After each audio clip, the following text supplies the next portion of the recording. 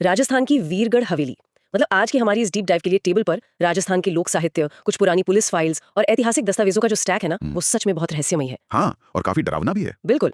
इन दस्तावेजों में साफ जिक्र है कि कैसे उस वीरान हवेली की टूटी दीवारों पर चांद की ठंडी रोशनी पड़ती है और फिर मतलब घने कोहरे के बीच सिर्फ एक औरत के गाने की आवाज उस सन्नाटे को चीरती है और सबसे खौफनाक बात यह है कि कि जो भी आदमी उस आवाज का पीछा करते हुए अंदर गया वो कभी वापस नहीं आया। सही कहा। लेकिन देखिए, इन फाइल्स को खंगालने का हमारा मकसद सिर्फ एक और भूतिया किस्सा सुनाना नहीं है।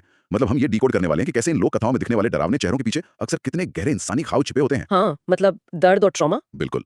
खौफ की ये परतें असल में इंसानी जज्बातों को कैसे छुपाती हैं, आज ये समझना ज्यादा जरूरी है। तो इसी सिलसिले में ना इन पुलिस फाइल्स में आरव नाम के एक युवा फोटोग्राफर का केस सबसे अलग है। हाँ, वो वायरल कंटेंट वाला केस। हाँ वही, वो वायरल कंटेंट की तलाश में इस हवेली में घुस जाता है। अब रिपोर्ट्स में उसके कैमरे की जो रिकवर्ड फुटेज है उसका बड़ा अजीब सा जिक्र है। मतलब धूल भरी सीढ़ियां, पाइल की छन छन की आवाज और एक लंबा अंधेरा गलियारा। और फिर वो औरत। हाँ, लाल साड़ी और काले घूंघट वाली एक औरत। हैरानी की बात यह है कि फुटेज में आरव का कैमरा अचानक ग्लिच होता है और वो औरत बहुत ही सम्मोहक आवाज में पूछती है, तुम यहाँ क्यों आए हो? और आरव भागता नहीं है। बिल्कुल नहीं भागता। वो एक तरह से उस खतरे की तरफ खिंचता है जैसे मतलब कोई परवाना आग की तरफ खिंचता है ना, बिल्कुल वैसे ही।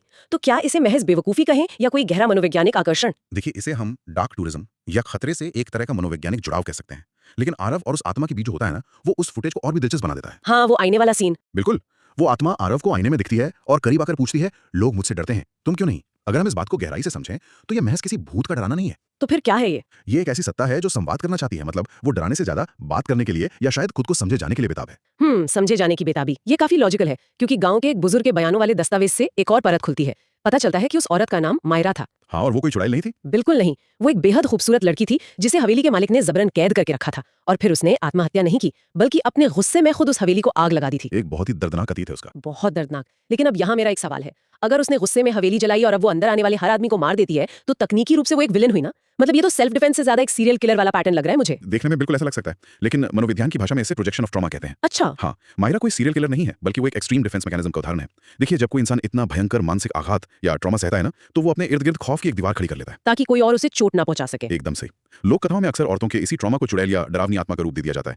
मायरा बदला नहीं ले रही है, वो सिर्फ उस हवेली को अपनी सुरक्षित जगह बनाए रखने की कोशिश कर रही है ताकि कोई गंदी नीयत वाला आदमी फिर से उसका शोषण न कर सके। ये डिफेंस मैकेनिज्म वाली बात काफी लॉजिकल लग रही है, लेकिन फाइल्स के मुताबिक आखिरी रात आरव का भी पैनिक ट्रिगर होता है। वो भागने की कोशिश करता है, भारी दरवाजे अचानक बंद हो जाते हैं और दीवार पर नाचती हुई परछाइयां दिखने लगती हैं। वो पूरा माहौल एकदम खौफनाक हो जाता है। हाँ, और फिर मायरा बिना घूंघट के उसके सामने आती है। उसका चेहरा खूबसूरत है लेकिन आंखें पूरी तरह काली हैं। वो आरव से पूछती है, क्या तुम भी बाकी आदमियों जैसे हो? और आरव बस जवाब देता है, नहीं। तो इसके तुरंत बाद हवेली में जो जादुई आग की लपटें उठने की बात कही गई है उसका हम क्या मतलब निकालें? क्या ये सिर्फ कहानी को ड्रामेटिक बनाने का एक तरीका था? नहीं, वो लपटें दरअसल एक मेटाफर है। लोक कथाओं में आग अक्सर विनाश का नहीं बल्कि मुक्ति का प्रतीक होती है। मायरा आरव को मारना नहीं चाहती थी, वो सिर्फ उसे परख रही थी। मतलब वो देखना चाहती थी कि आरव सच में अलग है या नहीं। बिल्कुल।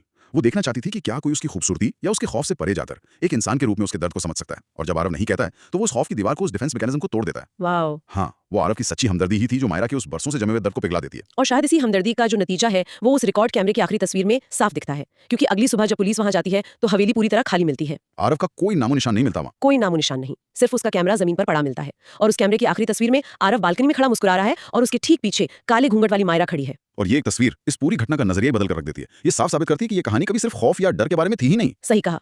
जब हवेली की पहचान सालों से सिर्फ खौफ और मौत से होती थी, वहां ये एक तस्वीर एक बहुत गहरा सवाल छोड़ जाती है। बिल्कुल। ये सोचने वाली बात है कि क्या आरव ने अपनी मर्जी से एक आत्मा के साथ उस दुनिया में रहना चुना जहां उसे एक ऐसा इंसान मिला जिसे उसकी सबसे ज्यादा जरूरत थी, या फिर कभी कभी सच्ची हमदर्दी और किसी को पूरी तरह समझने की चाहत मौत की सरहदों को पार करके भी दो अधूरे लोगों को हमेशा के लिए मुकम्मल कर सकती है।